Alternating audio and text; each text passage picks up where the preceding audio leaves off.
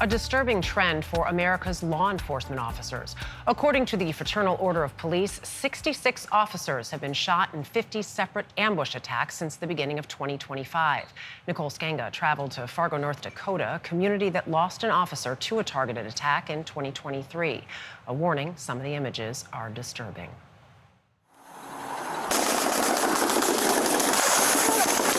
Central, we got shots fired. Central, we got shots fired. When a routine call turned into a police ambush. We got 3 officers down. 3 officers down. Officer Zach Robinson came face to face with a gunman opening fire on him and his fellow Fargo, North Dakota police officers. Send everybody. Initially, I had no idea where it was coming from, so I ducked down, just trying to find out where this is all happening. You heard it before you saw it? Yep. The gunman's targeted rampage killed 23-year-old police officer Jake Wallin and wounded 2 other officers, including Officer Andrew Dotis, shot 7 times and left critically wounded. One of the rounds went directly through my stomach. I just specifically remember looking at my best friend and just saying, take care of Hannah and take care of AJ. Hannah, his wife, rushed to the hospital. It was a very scary event because when I first got the call, I didn't know if he was still alive. In 2023, Andrew Dotis was one of 138 officers shot in ambush-style attacks against law enforcement. It's the highest number on record. It just seems to be just an ever-increasing problem. The trend is so concerning, the FBI is studying it, trying to figure out why it's happening.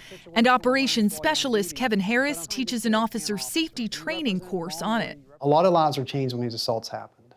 The life of the officer, the people in their department, their families, their friends. But it was this moment, walking out of the hospital after 9 surgeries and a month-long stay, that Officer Dotis says forever changed him. It was one of the greatest moments of my life. To do it as a whole family. I think what a lot of people didn't realize is the day prior, I'm barely able to walk down the hall. I wonder what went through your head when you learned it was a targeted shooting. I think the gravity of it struck me that this could have been so much bigger, and it could have been in national news for months and years. Investigators in Fargo say the gunman had also researched the Fargo Street Fair and was en route to the popular event when he spotted the officers and targeted them. Then Sergeant Robinson killed the gunman in the firefight. If he would have gotten down there, it would have been bad. He had like 1,800 rounds of ammo. He had a vest where he had extra magazines. He had a hand grenade in there. He was ready to go. How close was the gunman to a mass casualty event? Like under a 5-minute drive. Sergeant Robinson's wife, Ashley, says there was no question these officers would put back on their uniforms, but still, she worries. Did you ever think that something like this could happen to your family? No. Not in a million years, especially in Fargo, North Dakota. You wouldn't think a police ambush would be something you'd have to worry about, but then it happens. And then it's something you worry about every day. That could happen again. One of the first things Andrew said when he woke up was, "The job's not done.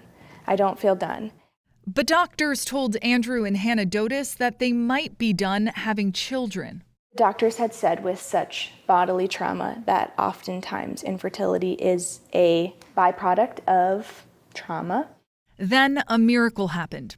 A baby sister in the waiting for their son, AJ. Our daughter will never know a life before the shooting. What do you want your kids to know about July 14th, 2023? I want them to know that there's going to be struggle. So what I want him to remember is not July 14th as in a day.